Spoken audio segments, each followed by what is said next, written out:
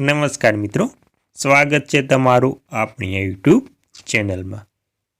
તો મિત્રો, આજે આપણે વાત કરવાના છીએ કે ગુજરાત રાજ્યના પેન્શનરોને આજ રોજ તારીખ 3/1/2026થી નવા પરિપત્રો પ્રમાણે લાભો મળવાના છે તેના વિશે। તો મિત્રો, ગુજરાત રાજ્યના પેન્શનરો, સરકારી કર્મચારીઓ અને નિવૃત્ત કર્મચારીઓ માટે શું છે 2026 નવું અપડેટ, તેની તમામ વાત મિત્રો આપણે આ વિડીયો મારફતે કરવાના છે। તો મિત્રો, બધી જ વાત વિગતવાર જાણતા પહેલાં તમે આપણી ચેનલમાં નવા હોય તો તમને નમ્ર વિનંતી છે કે આપણી ચેનલને સબસ્ક્રાઈબ કરી લેજો, કેમ કે આવી કોઈ પણ નવી અપડેટ આવે અથવા તો નવી માહિતી આવે તેની નોટિફિકેશન સૌથી પહેલાં તમને મળી જાય।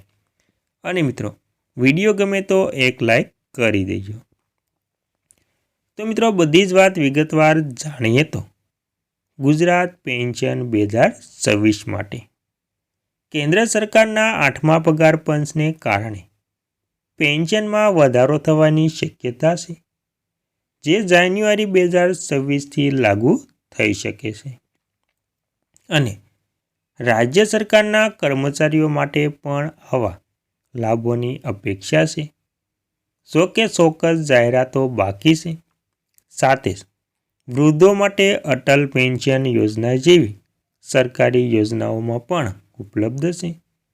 તો મિત્રો, કયા કયા મુદ્દાઓ છે તેને પણ વાત કરીએ તો 8મા પગાર પંચ વિશે। કેન્દ્ર સરકારના 8મા પગાર પંચ વિશે 2026માં લાગુ કરી શકાય છે।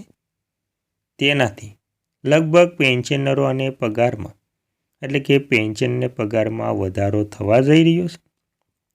અને ગુજરાત સરકાર પણ તેના પગલે હાલી શકે છે, એટલે કે તેના આધારે મોટો વધારો કરી શકે છે। ત્યારબાદ મિત્રો, રાજ્ય સરકારના કર્મચારીઓ પેન્શનરો। રાજ્ય સરકારના કર્મચારીઓ અને પેન્શનરો માટે 8મા પગાર પંચના લાભો જેવા કે પગાર વધારો, મોંઘવારી ભથ્થું, તબીબી ભથ્થા અંગે સરકાર દ્વારા અપડેટની રાહ જોવાઈ રહી છે। ત્યારબાદ મિત્રો, વિવિધ યોજનાઓ છે। તો મિત્રો, વૃદ્ધો માટે અટલ પેન્શન યોજનાઓ જેવી કેન્દ્ર સરકાર યોજનાઓ ચલાવે છે, જેમાં રોકાણ કરીને 60 વર્ષ પછી પેન્શન મેળવી શકાય છે। ત્યારબાદ મિત્રો, તમામ પેન્શન સંબંધિત ચોક્કસ માહિતી માટે ગુજરાત સરકાર નાણાં વિભાગ અથવા તો સંબંધિત વિભાગીય સત્તાવાર વેબસાઇટ પર પણ મોટી જાહેરાત કરી શકે છે। તો મિત્રો, આવી રીતે સરકાર તેમને સૌથી મોટી ભેટ આપી શકે છે। અને મિત્રો, ત્યારબાદ વધુમાં આપણે જાણીએ તો સરકારી કર્મચારીઓ અને પેન્શનરોને કેવા મળશે લાભો। તો મિત્રો, સરકારે તેમના જે રોકાણકારો કરનાર છે તેમના માટે પણ 2026ની સ્થિતિ બદલાઈ જશે। પેન્શન ફંડ રેગ્યુલેશન એટલે કે જે પેન્શન છે તેમના માટે એટલે કે જે પેન્શનરો છે તેમના માટે નવા નિયમો પણ લાગુ થઈ શકે છે। એનપીએસને લાંબા ગાળે મજબૂત બનાવવા માટે અનેક મોટા સુધારાઓને પણ મંજૂરી આપી છે।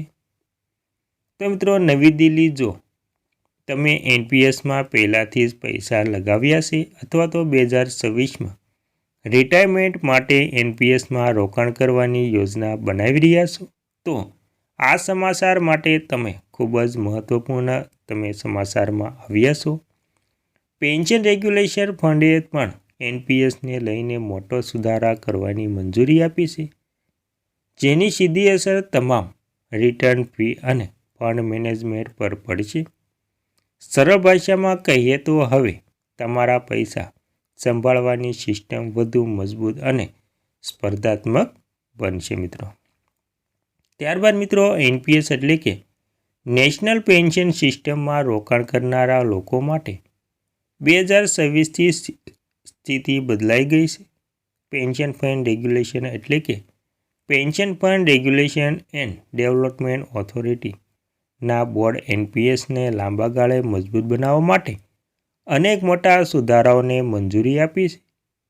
આ સુધારાઓનો હેતુ માત્ર સિસ્ટમ બદલવાનો નથી, પણ એ લોકોને ફાયદો પહોંચાડવાનો છે જેમણે એનપીએસમાં વિશ્વાસ રાખીને પૈસા લગાવ્યા છે અથવા તો લગાવવાની તૈયારી કરી રહ્યા છે.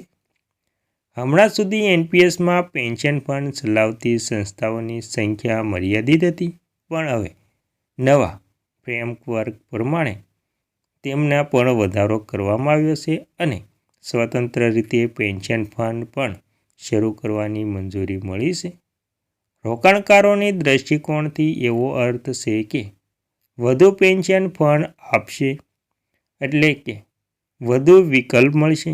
ફંડ મેનેજર્સ વચ્ચે સ્પર્ધા વધશે એટલે પરફોર્મન્સ અને સર્વિસ પર દબાવ પણ આવશે, જેનો ફાયદો રોકાણકારોને મળશે. જોકે દરેક બેંકને આ છૂટછાટમાં પણ મળશે, એટલે કે દરેક બેંકને છૂટછાટ પણ મળશે નહીં. એ સ્પષ્ટ કર્યું છે કે માત્ર એ બેંક જ પેન્શન ફંડ ચલાવી શકશે જે આરબીઆઈના નિયમો મુજબ નેટવર્ક, માર્કેટ કેપ અને નાણાકીય સ્થિરતા ધરાવે છે. એટલે કે રોકાણકારોના પૈસા માત્ર મજબૂત સંસ્થાઓના હાથમાં જ રહેશે. અને મિત્રો, ત્યારબાદ વાત કરીએ તો એનપીએસમાં ટ્રસ્ટમાં નવું નેતૃત્વ, ગવર્નન્સ કેમ જરૂરી? તો મિત્રો, પીએફઆરડીએ એનપીએસ ટ્રસ્ટના બોર્ડમાં 3 નવા ટ્રસ્ટી નિમણૂક કર્યા છે, જેમાં પૂર્વ એસબીઆઈ ચેરમેન દિનેશ કુમાર ખારાને પણ ચેરપર્સનના બદલાવમાં આવ્યા છે. રોકાણકારો માટે આ મહત્વપૂર્ણ છે કારણ કે એનપીએસ ટ્રસ્ટ આખા સિસ્ટમની દેખરેખ રાખે છે. મજબૂત અને અનુભવી નેતૃત્વનો અર્થ છે વધુ સારા નિર્ણયો, વધુ પારદર્શિતા અને રોકાણકારના હિતોની વધુ સારી સુરક્ષા. અને મિત્રો, હવે અંતમાં જાણી લઈએ તો તમારા રિટાયરમેન્ટ ફંડ પર સીધી અસર. આ બદલાવ દરેક એનપીએસ રોકાણકારો માટે સમજવો ખૂબ જ જરૂરી છે. પીએફઆરડીએ ઇન્વેસ્ટમેન્ટ મેનેજમેન્ટ ફી એટલે કે આઈએમએફની પણ નવી વ્યવસ્થા 1 એપ્રિલ 2026થી લાગુ કરવાની જાહેરાત કરી છે. સરકારી કર્મચારીઓ માટે ફીમાં કોઈ ફેરફાર નથી, પણ પ્રાઇવેટ સેક્ટર, કોર્પોરેશન અને રિટેલ રોકાણકારો માટે સ્લેબ અધિકારીઓની ફી નક્કી કરવામાં આવી છે. મિત્રો, સરળ ભાષામાં સમજીએ તો જેમ જેમ પેન્શન ફંડનું કદ વધશે તેમ ફીનો દર ઘટતો જશે. એનો સીધો ફાયદો તેમને મળશે, કારણ કે ઓછી ફીનો અર્થ છે તમારા પૈસાનો મોટો ભાગ રોકાણમાં જ રહેશે. લાંબા ગાળે કમ્પાઉન્ડિંગનો પણ વધુ ફાયદો મળશે અને રિટાયરમેન્ટ સમયે મોટું કોર્પસ બની શકે છે.